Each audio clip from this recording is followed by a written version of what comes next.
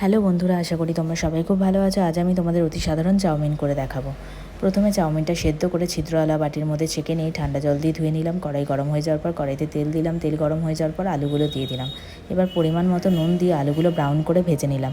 আলুগুলো ব্রাউন করে ভাজা হয়ে যাওয়ার পর কেটে রাখা পেঁয়াজ, লাল হলুদ, বেল পেপার, কাঁচা লঙ্কা দিয়ে ভালো করে নাড়াচাড়া করে সব সবজিগুলো আর একটু ভাজা ভাজা করে নিলাম।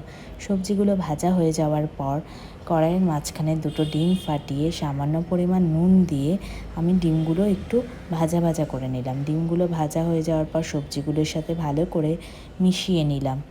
তারপর সেদ্ধ করে রাখা চাউমিনটা আমি সবজিগুলোর মধ্যে দিয়ে দিলাম।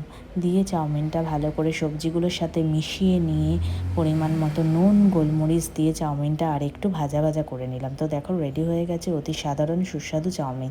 তোমাদের রেসিপিটা কেমন লাগলো অবশ্যই আমায় কমেন্ট করে জানিও। ভালো থেকো, সুস্থ থেকো। টাটা।